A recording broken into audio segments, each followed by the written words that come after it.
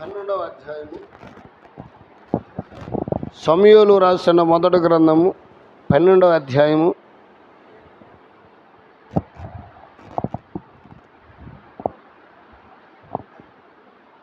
వచ్చిన దయచేసి చదువుకుందాం. నా మట్టుకు నేను మీ నిమిత్తము ప్రార్థన చేయట మానుట వలన యెహోవాకు విరోధముగా పాపం చేసినవాడు నగుదును, అది నాకు దూరమగును గాక. కానీ శ్రేష్టమైన చక్కని మార్గమును మీకు బోధింతును. ఆయన మీ కొరకు ఎన్ని గొప్ప కార్యములను చేసెనో అది మీరు తలంచుకొని మీరు యెహోవాయందు భయభక్తులు కలిగి నిష్కపటులై పూర్ణ హృదయముతో ఆయనను సేవించడం ఆవశ్యకము. చాలు, ఇంకా చదవబడిన వాక్య భాగమును మనము పరిశీలన చేద్దాం, ధ్యానం చేసుకుందాం ప్రార్థన ద్వారా. పరిశుద్ధుడును ప్రేమ స్వరూపుడైన మా తండ్రి, వందనాలు చెల్లించను. శిలువ ధ్యాన ప్రార్థన కూడికలో ప్రభువా, మేము ఇంతవరకు కూడా నిన్ను మహింపరచడానికని, నీ నామము హెచ్చించడానికని మీరు మాకు ఇచ్చిన ఈ సమయమును బట్టి వందనాలు, స్తోత్రాలు. ఈ రాత్రి కూడా ఈ శిలువ ధ్యాన కూడికలో నీ వాక్యమును ధ్యానం చేస్తున్నా. నీ వాక్యమును ప్రభువా మేము నేర్చుకునేవారుగా నీ కృపను తెచ్చండి. నీ వాక్యమును ప్రభువా హృదయపూర్వకముగా ధ్యానించి నీ కొరకు ప్రభువా కనిపెట్టు హృదయాన్ని ప్రతి ఒక్కొక్కరు కూడా అనుగ్రహించండి. ప్రభువా నీ చిత్తాన్ని మీరు మాకు తెలియపరిచి నిత్యము నిన్ను మహింపరచేవారుగా చదువుపరచండి. క్రీస్తు నామమున వేడుకొనుచున్నాం జీవాధిపతి, ఆమేన్. ప్రియులారి, చదవబడిన వాక్య భాగమును గురించి మనం పరిశీలన చేసినట్లయితే, సమూయేలు ప్రవక్త తన ప్రజలను ఇశ్రాయేలీలతో ఆయన వాక్యమును వారికి బోధించాడు.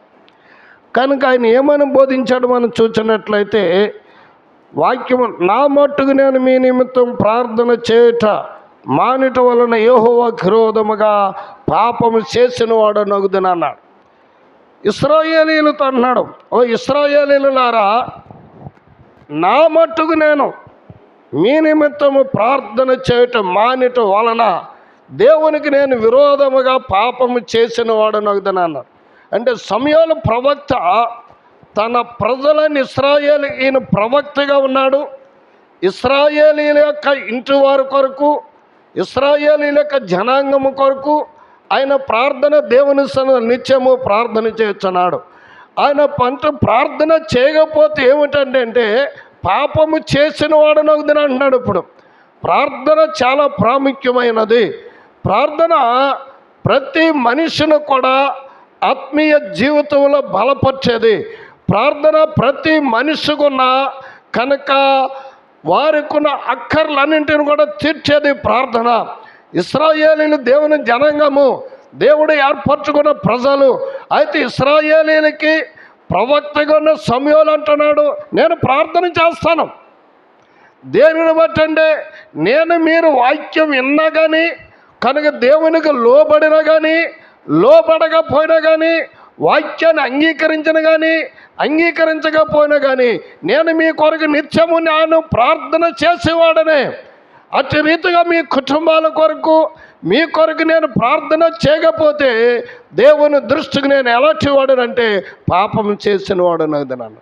అంటే ప్రార్థన చేయకపోవడం ఏమైందంటే పాపం చేసిన వారం అవుతాం. వారు ఎలాంటి వారైనా ప్రార్థన చేయవలసిన వారమైనా, అది దేవుని యొక్క సన్నిధిలో నిత్యం వారికి విజ్ఞాపన చేయవలసిన వారమై ఉన్నాం. ఓ తల్లికి 2 కుమారులు ఉన్నారు. ఆ 2 కుమారులు, ఒక చిన్న కుమారుడు మిలిటరీకి సెలెక్ట్ అయ్యాడు. మిలిటరీకి సెలెక్ట్ అయినప్పుడు ఆ తల్లి అడిగినది, బాబు మిలిటరీ నీకు ఎటువంటి ఉద్యోగం అని అడిగింది. అమ్మ నాకు ఉద్యోగం ఏంటంటే, కనుక యుద్ధము చేసేటప్పుడు యుద్ధములో గాయపడిన వారిని అందరినీ హాస్పిటల్కి తీసుకురావాలి, అది నా డ్యూటీ అన్నాడు. యుద్ధ భూమిలో శత్రువులతో పోరాడుతున్నప్పుడు కనుక సైనికుడు పడవక కాలినప్పుడు ఆ తోటలకు కాలు కానీ చేయి కానీ ఇరిగినప్పుడు కాలిపోయినప్పుడు పడిపోయిన స్థితిలో ఉన్నవాడిని ఇక్కడ హాస్పిటల్కి తీసుకుని రావాలి. ఇక్కడ క్యాంపస్ ఉంటాయి, మిలిటరీ యుద్ధాలు జరిగేటప్పుడు ఆ క్యాంపస్ తీసుకురావాలి. అది డ్యూటీ అన్న. తల్లి అన్నదప్పుడు బాబు అది చాలా కష్టతరమైన పని, అది ప్రమాదకరమైన పని, నీవు ఎలాగూ చేయగలవంటే ఆయన అన్నాడు నేను చేస్తానమ్మా అన్నది. తల్లప్పుడు ధైర్యం చెప్పింది. ఎటువంటి ధైర్యం చెప్పిందంటే నీవు వెళ్ళు, నువ్వు చేసే పని నీకు యోగ్యకరమైన పని, నీకు ఇష్టమైన పని కనుక, ప్రాణాలను కాపాడే పని కనుక నువ్వు వెళ్ళు, నువ్వు ఆ పని చేయన్నది. కనుక ఆ కుమార్ డ్యూటీ యొక్క మిలిటరీలు జాయిన్ అయ్యాడు. యుద్ధ భూమిలో యుద్ధము జరుగుతున్నది. యుద్ధం జరుగుతున్నప్పుడు సైనికులు గాయపడుతున్నారు, పడిపోతున్నారు అక్కడ. అప్పుడు క్యాంపస్లో డాక్టర్లు అంటున్నారు నీ వెళ్ళి ఆ పడిపోయిన తోటాలకు గురైపోయిన ఆ సైనికుని తీసారు, ఇక్కడ వాద్యం చేయాలంటున్నారు. ఈయన అట్రీతికైనా చూస్తున్నాడు, ఈయన వెళ్ళటాలేదు. ఆయన అక్కడేమో కుప్పకూలిపోతున్నారు, పిట్టలు రాలినట్టు రాలిపోతున్నారు. క్యాంపస్లో డాక్టర్లు అంటున్నారు నీ వెళ్ళి గాయపడిన సైనికుడిని తీసుకురా, వైద్యం చేయాలి, ఆపరేషన్ చేయాలంటున్నాడు. ఆయన అక్కడే నిలబడి చూస్తున్నాడు. కారణం ఏమిటి అంటే ఆయన తల్లి మంచి ప్రార్థన పర్రాలు, తల్లి విశ్వాసి, ప్రభువుని క్రీస్తునందు భయభక్తులు కలిగిన స్త్రీ కనుక ఆమె ఆ కుమారుడు మిలిటరీలో జాయిన్ అయినప్పుడు ఆమెకు ఆ తల్లి కుమారుడికి ఒక అభయం ఇచ్చింది. నీవు వెళ్ళినప్పుడు, నువ్వు డ్యూటీ చేసినప్పుడు నేను ఇక్కడ ప్రార్థన చేస్తానే ఉంటానన్నది. కనుక ఆయన డ్యూటీకి వెళ్ళినప్పుడు యుద్ధ భూమిలో సైనికులు తోటాలకి అక్కడ పడిపోతున్నప్పుడు డాక్టర్లు తీసుకురామంటే ఈయన ఏమి చేస్తున్నాడంటే టైం చూసుకుంటున్నాడు. డాక్టర్లు అందరు నువ్వు వెళ్ళమంటున్నాడు, ఈయన టైం చూసుకుంటున్నాడు. కనుక 12:55 వరకు టైం చూస్తానన్నాడు. 1 గంటకి అప్పుడు ఈయన బయలుదేరాడు. ఆ యుద్ధ భూములోకి వెళ్ళి సైనికులను తీసుకుని వస్తున్నాడు. ఒక్కొక్కళ్ళని ఒక్కసారి 2 తీసుకుని వస్తున్నాడు. తీసుకొచ్చి హాస్పిటల్లో జాయిన్ చేస్తున్నాడు. అప్పుడు డాక్టర్లు అడిగారు మేము వెళ్ళమన్నప్పుడు నువ్వు వెళ్ళలేదు, ఇప్పుడు నువ్వు వెళ్ళి తీసుకొస్తే కారణం ఏంటంటే అప్పుడు ఆ కుమారుడు చెప్పాడు ఇది ఈ సమయమున నా కొరకు నా తల్లి ప్రార్థన చేస్తుంది. ఈ సమయం నా తల్లి నా కొరకు ప్రార్థన చేస్తుంది. ఈ సమయమున తల్లి అక్కడ మోకరించి కన్నీరు పెడుతూ ఉంటుంది, నా కొరకు ప్రార్థన చేస్తుంది. కనుక ఆ ప్రార్థనకి ఎలాంటిదంటే ఒక కవచం లాంటిది. కనుక ప్రార్థన శత్రువులకు గుళ్ళకు నేను గురి కాకుండా, శత్రువులు కాల్చుతున్న తుపాకు కనుక ఆ తుపాకు గుళ్ళకు నాకు ప్రాణాపాయం లేకుండా ఆ ప్రార్థన నన్ను కాపాడుతుంది. కనుక ఈ సమయం నేను వెళ్ళాలని తీసుకుని వస్తున్నాను. కనుక తల్లి ఇచ్చిన అభయం ఏంటంటే నీ కొరకు నేను ప్రార్థన చేస్తాను, నేను నీ కొరకు ప్రార్థన చేస్తాను, నీ డ్యూటీ చేయడానికి భయపడొద్దని.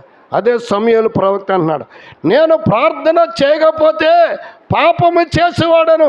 ఆ తల్లి ప్రార్థన చేస్తున్నది కానీ కుమారుడు మిలిటరీలో యుద్ధము జరుగుతున్నా కానీ కనుక తుపాకు గుళ్ళకు అనేకులు అక్కడ రాలిపోతున్నా కానీ ఈ కుమారుడు తుపాకుకు గురైన వారిని, రక్తమడుగులో ఉన్నవారిని తీసుకురావడానికి భయపడలేదు. కారణం ఏంటంటే ఆ తల్లి యొక్క ప్రార్థన. కనుక ఆయన ప్రాణాన్ని కాపాడేది ఆ తల్లి యొక్క ప్రార్థన. కనుక ఏకరాత్రి వాక్యం నుంచిన నా ప్రియ సహోదరుడా సోదరి, కనుక వాక్యములు సమయాలు అంటే నేను ప్రార్థనకు చేయకపోతే నేను దేవుని దృష్టిలో పాపిని అవుతాను, నేను పాపం చేసినవాడు. అది నాకేమన్నాలంటే దూరమవుగాక అన్నాడు. ఏది దూరం అవ్వాలి? ఇప్పుడు ఏది దూరం అవ్వాలి? నేను పాపము చేయకుండా ఉండలేను, నా దేవునికి జ్ఞాపన చేస్తూ ఉండాలి. కనుక అది నాకు దూరముగా ఉండాలి. సాతాను యొక్క శక్తులు నాకు దూరముగా ఉండాలి. సాతాను యొక్క బంధకాలు నాకు దూరంగా ఉండాలి. నేను నా దేవుని సన్నిధిలో ప్రార్థన చేస్తూనే ఉంటాను వారి కొరకు అని చెప్పిన తర్వాత అన్నాడు, అది నాకు దూరముగా కానీ చెప్పి మూడో మాట కూడా చెప్పాడు ఆయన, శ్రేష్టమైన మార్గములైన వారికి బోధించను. నేను వారి కొరకు ప్రార్థన చేస్తూనే ఉంటాను కనుక ప్రార్థన చేయకుండా నేను ఉండలేను కనుక మూడో మాట ఏంటంటే వారి దేవుని వాక్యాన్ని కూడా నేను వారికి బోధిస్తాను. శ్రేష్టమైన మార్గము, జీవమైన మార్గము నేను బోధిస్తాను. క్రీస్తు మరణమును గురించి నేను బోధిస్తాను. క్రీస్తు పునరుద్ధానం గురించి నేను బోధిస్తాను. క్రీస్తు చిందించిన రక్తం గురించి నేను బోధిస్తాను. క్రీస్తు నా కొరకు పడిన శ్రమను గురించి నేను బోధిస్తాను. ఇశ్రాయేలీయులని దేవుడు ఎట్టి రీతిగా విడిపించాడో అది నేను బోధిస్తాను. దేవుడు చేసిన కార్యాలేంటో వారికి నేను బోధిస్తాను. వారు నడుచుతున్న మార్గముల గురించి నేను బోధిస్తాను.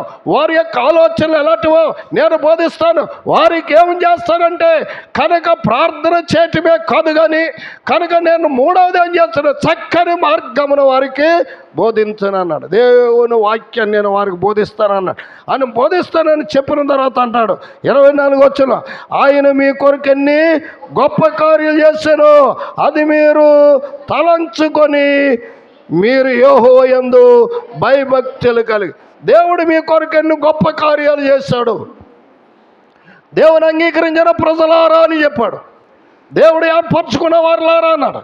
విమోచించబడిన వారులారా అన్నాడు. క్రీస్తు కొరకు కనిపెడుచున్న వారులారా అన్నాడు. క్రీస్తు కొరకు విధేయత చూపుచున్న వారులారా దేవుడు మీ కొరకు ఎన్ని గొప్ప కార్యాలు చేశాడో తలంచుకొని మీరు యెహోవా యందు అన్నాడు. ఆ గొప్ప కార్యాలను ఒక్కసారి తలంచుకోండి.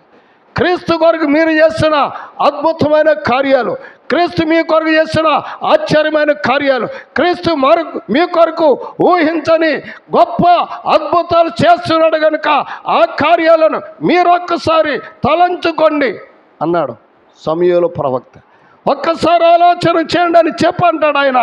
కనుక తలంచి వాని యందు భయభక్తులు కలిగి, దేవుని యందు భయభక్తులు కలిగి ఉంటాడు. ఆయన ప్రార్థన చేయటం కాకుండా చక్కని మార్గమును బోధించిన వాడు. ఆయన ఏమన్నాడంటే కనుక దేవుని కార్యములను ఎలాంటి ఒక్కసారి తలంచుకొని చెప్పాడన్నమాట. దేవుని యొక్క కార్యముల గురించి కూడా ఆలోచించండి. ఆలోచించామన్నాడు, మీరు యెహోవా యందు ఎట్టి రీతిగా ఉండాలంటే భయభక్తులు కలిగి ఉండాలి. ఆ తల్లి దేవుని యందు భయభక్తులు కలిగి ఉన్నది కనుకనే కుమారుడు మిలిటరీలో ఉద్యోగం చేస్తున్నప్పుడు కూడా, యుద్ధ భూములో ప్రాణత్యాగం చేస్తున్నప్పుడు కూడా, అనేకులు పిట్టలు రాలినట్టు రాలిపోయినప్పుడు కూడా ఈయన భయపడలేదు. గల కారణం ఏంటంటే తల్లి దేవుని యందు భయభక్తులు కలిగి ఉన్నది. తన కుమారుడు కొరకు కనిపెట్టుచున్నది. తన కుమారుడు కొరకు విజ్ఞాపన చేస్తున్నది.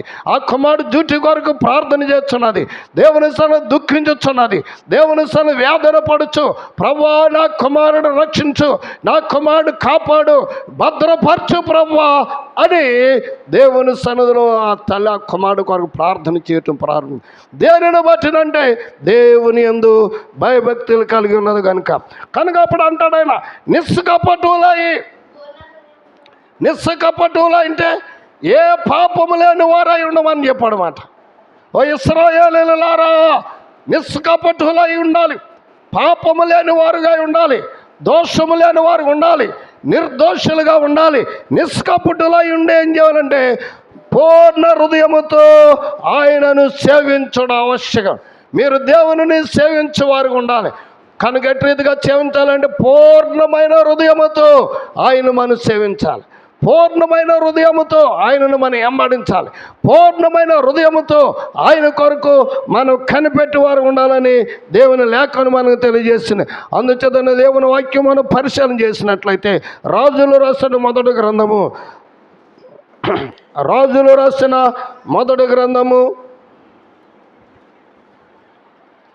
8వ అధ్యాయము